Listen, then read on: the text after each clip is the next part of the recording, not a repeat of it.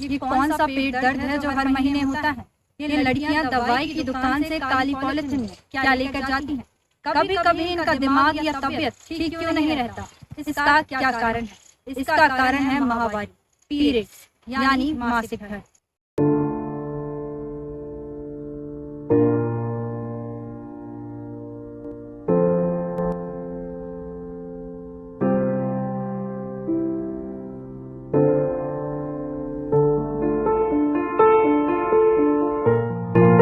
माहवारी यानी पीरियड्स महिलाओं में होने वाली एक प्राकृतिक क्रिया है जिसके बारे में जानना और बात करना बढ़ती उम्र की लड़कियों के लिए बहुत जरूरी है।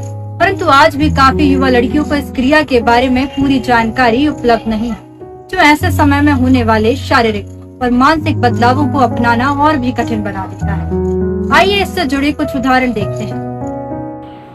14 साल की उम्र में मेरा पहला मासिक धर्म शुरू हुआ।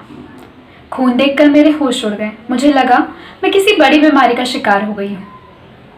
मुझे ये किसी को बताने में अच्छा नहीं लग रहा था। फिर मैंने अपनी माँ से बात की। मेरी माँ ने मुझे इसकी पूरी जानकारी दी और हाथ में पैड थमा दिया। मुझे वहाँ से इसकी जानकारी मिली और मुझे गर्व है इस बात का। अब मुझे डर नहीं लगता लोग क्या सोचते हैं, क्या बोलते हैं। उन्हें बोलने दें। माहवारी एक प्राकृतिक प्रक्रिया है जो हर लड़की के साथ होती है और मुझे गर्व है कि मैं एक लड़की हूँ। स्वास्थ्य के लिए बहुत जरूरी होने के बावजूद भारत में पैड एक महंगी वस्तु है। यह अजीब है।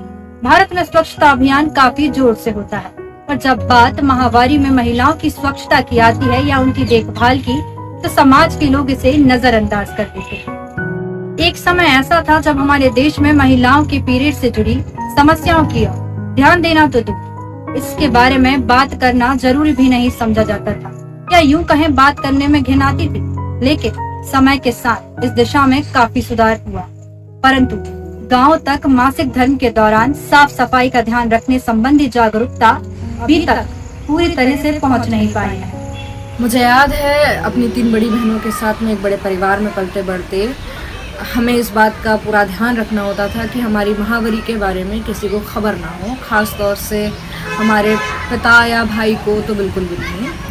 माहवारी के दौरान हमारी माँ पहले से ही पुरानी चादरों को काट कर एक छोटे से बक्से में डाल दिया करती थी और उन कपड़ों को दूसरे कपड़ों के बीच में यूं छुपाकर सुखाने से ऐसा होता था कि वो कपड़े कभी सूखते ही नहीं थे और वो बदबूदार हो जाते थे, जिसके कारण उनका बार बार इस्तेमाल करना सही नहीं होता था और पानी की कमी के कारण उनकी सफाई करने में भी परेशानी होती थी। उसके बाद में हमने पैड्स का इस्तेमाल शुरू किया जो हमारे सेहत और स्वास्थ्य और स्वच्छता के लिए बेहतर है।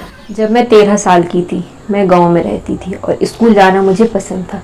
रास्तों पर लंबा चलकर मैं स्कूल जाती थी। जब मुझे पहली बार माहवारी हुई तो मैंने स्कूल लगभग छोड़ ही दिया था, क्योंकि सबसे बड़ी मुश्किल इसको संभालने में होती है। मुझे शर्म आती है, डर लगता है कि कहीं दाग न लग जाए और लोग मेरा मजाक न उड़ाएं। मुझे बहुत गुस्सा आता है, समझ नहीं आता है कि इसको लेकर इतनी शर्म क्यों जुड़ी है।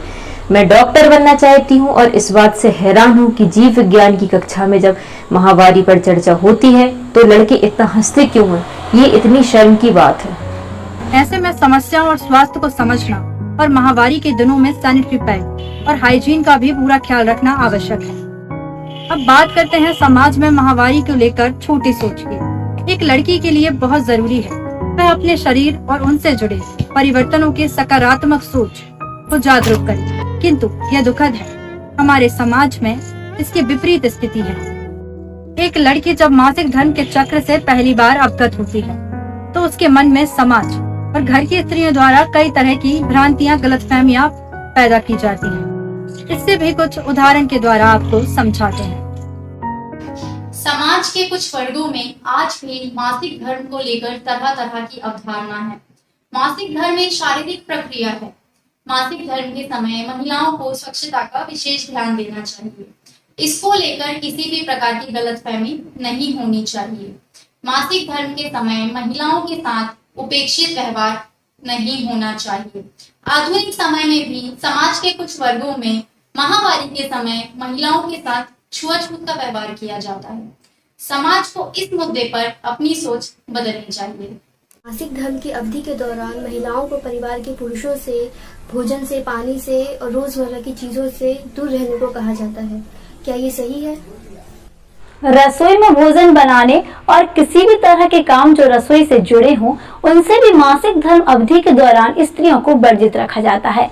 ऐसे रूढ़िवादी विचार सिर्फ गांव देहात में नहीं बल्कि शहरी माहौल में भी पाए जाते हैं। कुछ वर्ष पहले लड़कियां या महिलाओं को मासिक धर्म के दौरान उन्हें अपने घर से दूर अलग किसी झोपड़ी या गौशाला में रहने के नियम कायम थे। आज भी कई स्थानों या घरों में लड़कियों के बिस्तर और उनकी जरूरत की चीजों को घर के किसी एक कोने में रखा जाता है, जिससे वे पूरे घर को अपवित्र करने से बची रहे। आप सभी बताइए, अपवित्र लड़की है या आपकी सोच? पुराने समय में मासिक धर्म के दौरान महिलाओं को घर से बाहर गौशाला आदि में रहना पड़ता था। आधुनिकता के इस दौर में भी कई स्थानों पर महिलाओं के साथ महामारी के समय ऐसा व्यवहार किया जाता है जो निंदनीय है।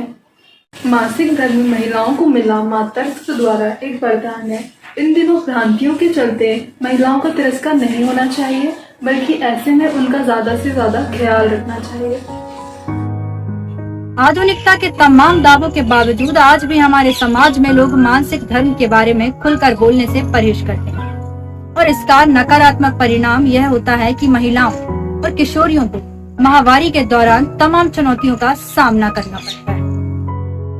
और अंत में यही बोलना चाहूंगी, मासिक धर्म को लेकर लोगों में जागरूकता बढ़नी चाहिए। स्कूलों में इस संबंध में पढ़ाई होनी चाहिए और सबसे महत्वपूर्ण यह है कि लोगों को इस बारे में खुलकर बात करनी चाहिए।